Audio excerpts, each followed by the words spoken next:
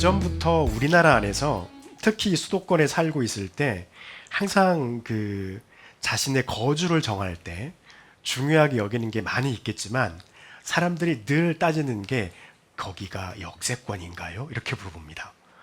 왜냐하면 여기 가까이 있으면 참 편리하거든요. 혹 지방이면은 여기 멀더라도 이 서울이나 경기도처럼 교통체증이 많지 않으니까 뭐 요즘 지방들도 다 마찬가지라고 하지만은요. 차를 가지고 어떻게 출근할 수 있는 그런 여건이 되지만 서울은 차를 가지고 출근한다라고 했을 때 각오를 해야 되죠. 꽤 많이 걸리기 때문입니다. 그래서 오히려 사람들이 대중교통을 많이 이용합니다. 그러면서 늘 하는 게 내가 사는 집이 여기서 가까웠으면 좋겠다. 이런 생각들을 많이들 하시죠. 그리고 그곳으로 가려고들 노력들 많이 합니다.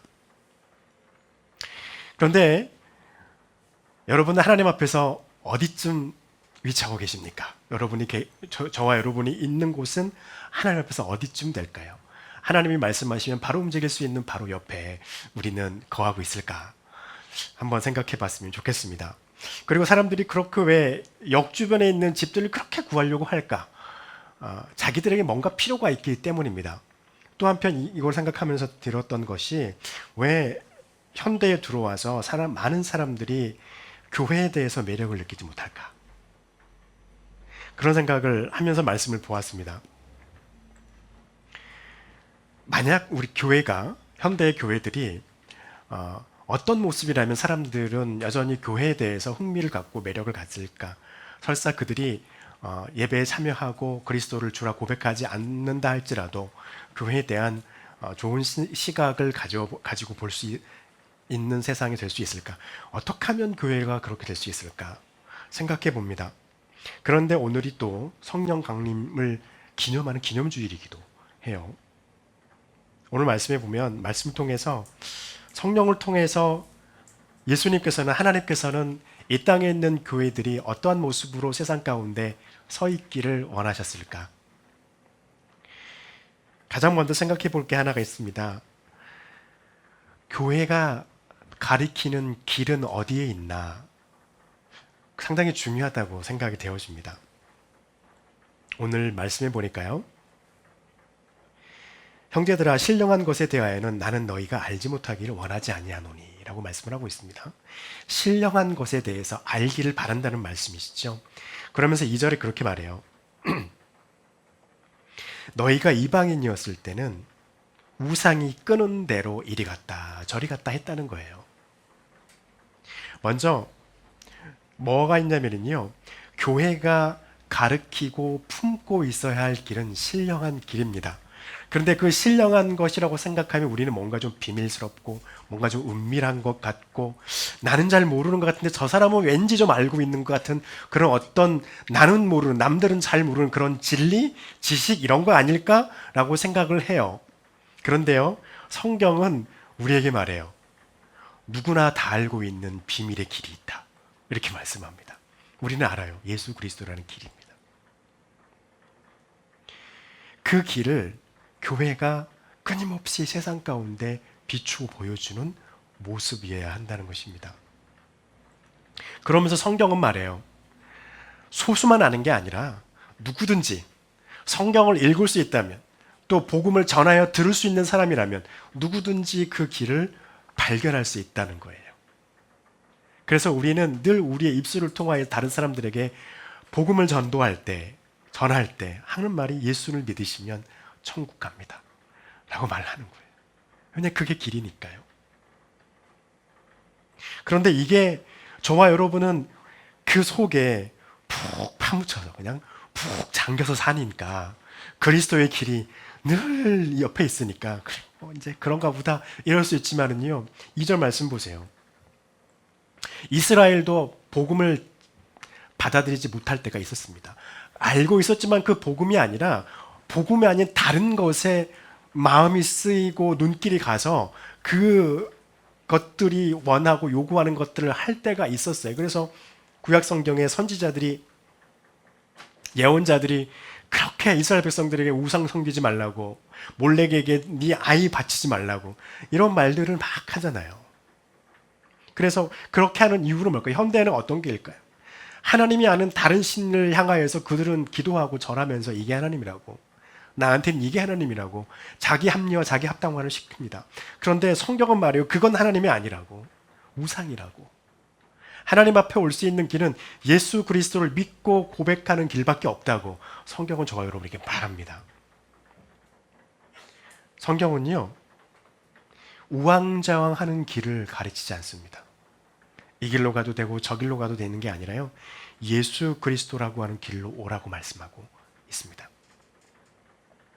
그렇게 되면 우리가 가는 그 길은요, 우왕좌왕의 길이 아니라 확고하게 목적지가 설정된 길이 되는 것입니다. 그리고 수많은 길이 있는 게 아니라 오직 성경에서 말하고 있는 그 길이 진리의 길이라고 하는 것을 알게 됩니다. 세상에서 목적지를 찾아갈 때는 많은 경로와 많은 길이 있을 수 있어요. 여러 가지 많은 방향으로 접근할 수 있어요. 그런데 하나님께서 성경을 통해서 우리에게 알려주신 이 길은요, 구원을 위한 길입니다. 구원을 위한 길은 진리가 아니면 다 거짓이라고 그 성경은 말합니다.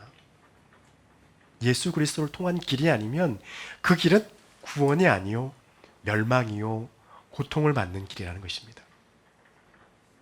그것을 성경은 명확하게 우리에게 알려줍니다.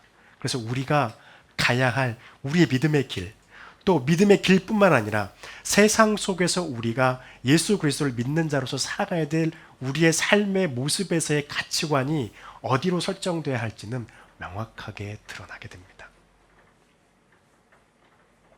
3절은 또 말하죠. 내가 너희에게 알리노니 하나님의 영으로 말미암지 않고는 누구든지 예수를 저주할 자가 없다는 거예요. 성령이 아니야 우선은 예수 그리스도를 주라고 고백할 수 있는 자가 없다는 거예요. 다시 말하면요, 성령이 저와 여러분에게 임하게 되면, 사람들에게 임하게 되면요, 더 이상 예수는 저주받은 자가 아니라는 것입니다. 그를 따라가면 저주를 받을 수밖에 없는 게 아니라, 그를 따라가면 하나님이 우리에게 주시기를 원하는 영원한 생명을 얻을 수 있는 유일한 길을 깨닫게 하시는 분이 바로 성령님이라고 하는 것입니다. 그래서요, 이것을 통해서 교회는 이 길을 품어내고 드러낼 수 있는 교회여야 합니다. 7절 말씀 보면 그렇게 말합니다. 각 사람에게 성령을 나타내심은 유익하게 하려 함이라. 교회 안에요, 유익하게 하는 것이 드러나 보여야 합니다. 우리의 구원은 오직 믿음으로 말미암아 하나님께 나갈 수 있습니다. 그런데 왜 성경은, 왜 사도들은, 왜 신약 성경은 많은 부분 믿음을 말하지만 또한 반면 많은 부분 유익하게 하는 삶의 모습을 말하고 있을까?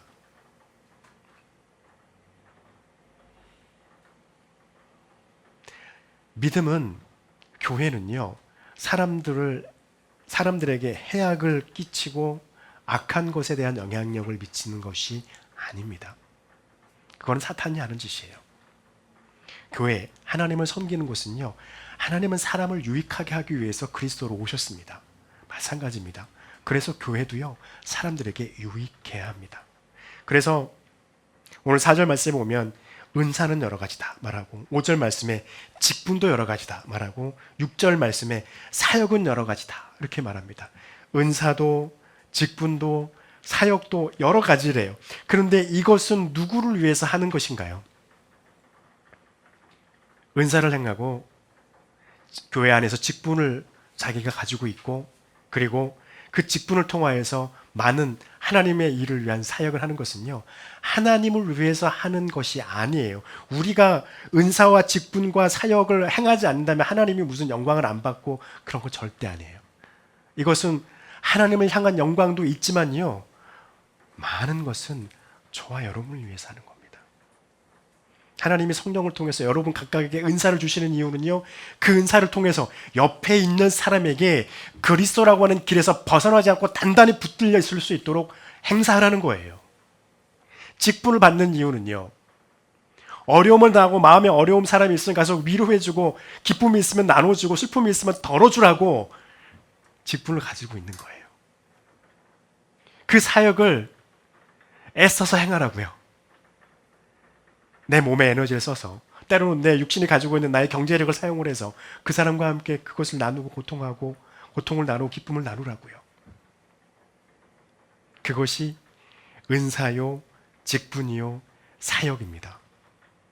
하나님 우리에게 주셨어요. 성령을 통해서 우리를 위해서 행하라 하십니다.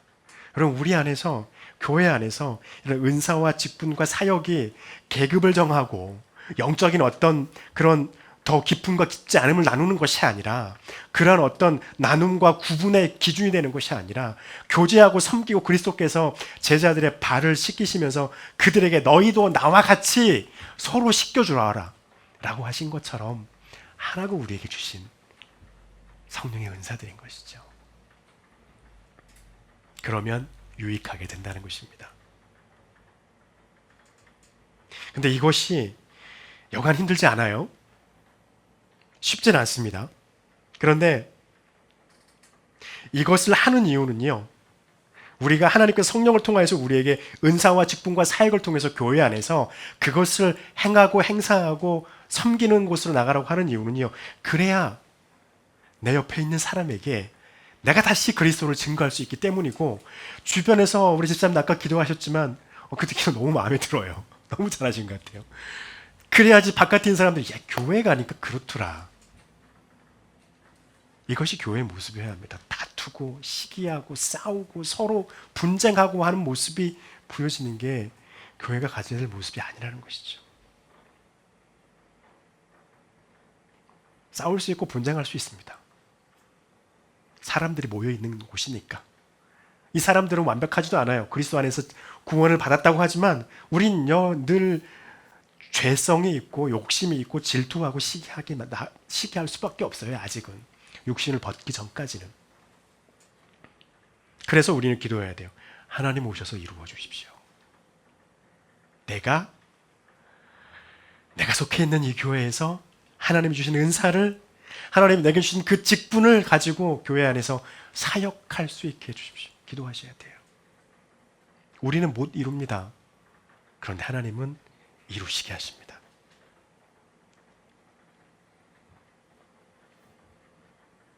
또 한 가지 보아야 될 것은요, 하나님의 뜻대로 우리에게 주어진 것이 무엇인지 알아야 합니다. 오늘 8절부터 10절에 참 많은 것들이 나와요. 성령으로 말미암아 어떤 사람이 지혜의 말씀을, 지식의 말씀, 어떤 사람에게 믿음, 병 고치는 은사, 능력 행하고 예언하고 분별하고 방역하고 통역하고, 이 모든 것들을 한 사람에게 주시지 않고 여러 사람에게 다양하게 주셨다는 거예요. 하나님의 뜻이라는 것이죠. 왜 이렇게 하나님이 한 사람에게 주지 않고 다양하게 모든 사람에게 주었을까? 아름다운 교회 되기를 위해서입니다. 아름다운 교회는 어떤 교회일까요? 세상 가운데 아름다운 교회가 존재할 수 있을까요? 존재할 수 없을 것 같아요. 왜냐하면 아까도 잠시 나누었지만 우리는 그리스도 안에서 구원받았고 믿음을 가지고 있지만 여전히 우리 안에는 죄성 때문에 시기하고 질투하고, 우리나라 속담처럼 남이 사촌이 잘 되면 배가 아픈 그런 질투가 우리에게는 여전히 남아 있습니다. 그런 것이 있기 때문에, 그리고 교회가 늘 다툼이 있고 분쟁이 있고 그 안에서 시기 질투가 일어나고, 때로는 완력이 작용하기도 하고, 때로는 어떤 정치적인 것으로 막 우격다짐을 하기도 하고 하는 마음 아픈 일들이 많이 벌어지지요. 그래서 그렇게 보면 세상에 아름다운 교회는 없을 것 같아요. 그런데 진짜 아름다운 교회는 어떤 교회일까? 매력 있는 교회가 되기 위해서 노력하는 교회가 아름다운 교회인 것 같아요. 하나님이 우리 삶 속에서도 하나님이 이루시려고 하는 뜻이 있잖아요. 그것을 알고 붙잡고 나갈 때 얼마나 많은 어려움과 환난과 고난이 닥쳐옵니까? 그것 때문에 때로는 하나님께서 내 손에 쥐어주신 그 하나님의 뜻을 놓아버리고 싶을 만큼 힘들 때가 있잖아요. 그런데 그때마다 노력하는 것이죠. 이걸 놓지 않으려고 애쓰는 것이죠. 마찬가지입니다. 하나님의 뜻대로 우리에게 어떤 은사가 주어졌다면 그 은사를 가지고 그 사람을 섬기기 위해서, 교회를 섬기기 위해서 분란과 분쟁을 일으키고 나의 잘남을 드러내기 위해서가 아니라 교회를 평화롭게 하고 교회를 섬기고 내 옆에 있는 지체를 섬기기 위해서 나에게 주신 은사를 따뜻하고 온유하게 드러내면서 그렇게 있다 보면 지금은 비록 사람들이 우리에 대한 평가가 참 좋지 못하지만 한 교회가 그렇게 하고 한 사람의 교회가 그렇게 하고 있다면 점점 교회는 복음은 바뀌어갈 것이고 복음을 바라보는 세상의 사람들은 시선이 바뀌어가겠죠. 그리고 우리가 나타내는 사람들을 유익하게 하는 복음의 구원의 길을 드러내는 하나님 예수 그리스도라는 그 길을 명확하게 드러내는 우리의 섬김을 통해서 그들이 그 길을 발견해 볼 수 있을 거라고 생각합니다. 여러분, 그리고요, 이러한 은사를 우리가 하나님 앞에서 사역하지 않아도 괜찮아요. 세상 사람들은 그렇게 말합니다. 우리가 움직이지 않으면 뭐가 이루어지겠어? 이렇게 생각할 때가 많습니다. 그런데 성경은 말하죠. 하나님은 우리에게 말씀하시죠. 나는 야훼의 하나님이라. 그 말들은 그렇습니다. 너희가 안 움직여도 그때는 온다는 거예요. 그런데요, 그럼에도 불구하고 하나님께서 성령을 통하여서 저와 여러분에게 진리를 깨닫게 하고 그 길을 깨닫게 하고 은사를 주셔서 교회 안에서 사람들에게 유익하게 하는 사역을 하면서 하나님의 뜻을 이루어갈 수 있는 길에 참여하게 하시는 이유는요, 그래서 우리에게 하나님이 은혜 주시길 원해서이기 때문입니다. 어떤 사람은 그래요. 구원받으면 그만큼 그것보다 더 큰 하나님의 상급이 있을까요? 그것보다 더 큰 상급이 어디 있어요? 그런데 성경은 말해요. 하나님의 사역에 동참하라. 하나님께서 우리에게 요구하신 일에 참여하라. 그렇게 말씀하신 이유가 뭘까요? 이것은 하나님의 특별한 은혜예요. 무엇인가 하나님이 우리에게 주시고자 하는 것이 있음을 성경은 말하고 있습니다. 그것이 무엇인지는 우리는 알지 못합니다. 이 세상의 삶 속에서 우리가 하나님을 드러낼 때 그 가운데서 하나님은 분명 저와 여러분에게 은혜를 허락하실 것입니다. 형통함을 허락하실 거예요. 왜냐하면 하나님의 것을 드러내고 있기 때문에. 그리고 주님의 나라가 이 땅에 임했을 때 저와 여러분도 하나님이 주실 특별한 은혜가 분명히 있다고 하는 것을 우리는 기억했으면 좋겠습니다. 여러분, 모든 세대를 뛰어넘어서 그리스도께서 이 땅에 오실 그때까지 존재하게 될 교회가 가져야 될 매력은요, 교회가 비추어지는 길이 무엇인지 명확하게 비치는 것입니다.